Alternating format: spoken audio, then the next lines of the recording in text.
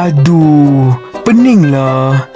Dari tadi aku baca asbab nuzul. Tapi apa benda sebenarnya ni? Hahaha. Ish kau ni. Buku dah terbalik pun tak perasan. Belajar ke termenung? Ish kau ni, janganlah usik aku. Aku memang tak faham. Dah lah esok aku dah bentang ni.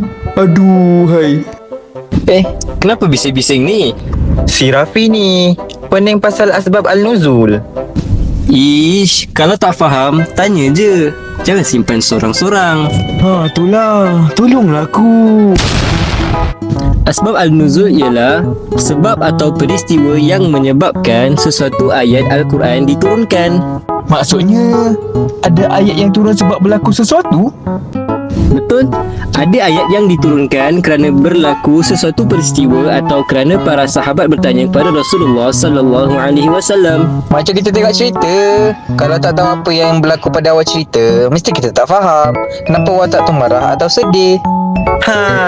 Kalau kita tengok episod akhir terus, memang blur. Jadi, apa faedah kita tahu asbab nuzul ni? Faedah pertama ialah membantu kita memahami maksud sebenar ayat Al-Quran dengan lebih tepat. Macam mana pula tu?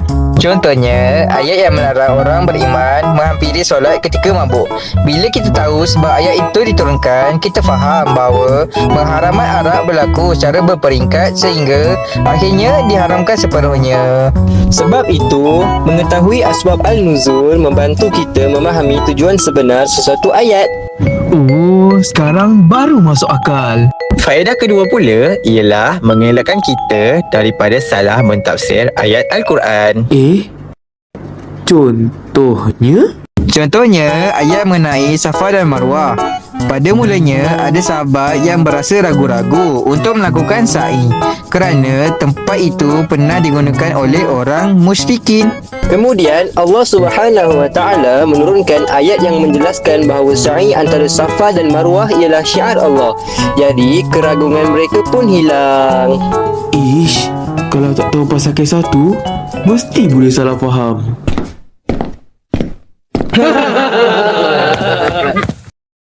Baiklah, faedah ketiga ialah menunjukkan hikmah dan kebijaksanaan Allah dalam menurunkan ayat Al-Quran.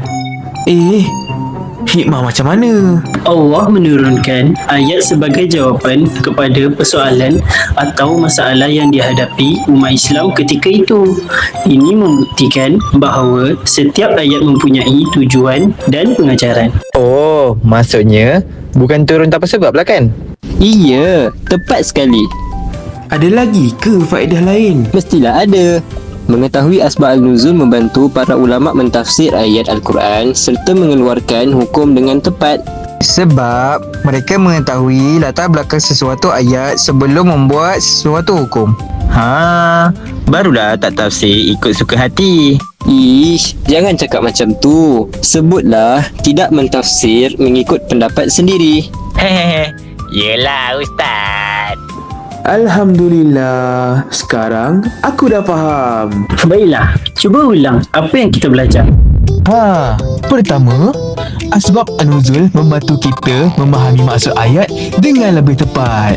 Yang kedua, mengelakkan salah tafsir terhadap ayat Al-Quran. Ketiga, mengetahui hikmah di sebalik penurunan ayat. Dan keempat, membantu ulama mentafsir ayat serta mengeluarkan hukum dengan tepat. Wah, terima kasih semua. Rupa-rupanya, bila kita tahu asbab an-nuzul ni, kita bukan sahaja memahami ayat Quran dengan lebih baik, malah dapat menghayati pengajarannya dalam kehidupan.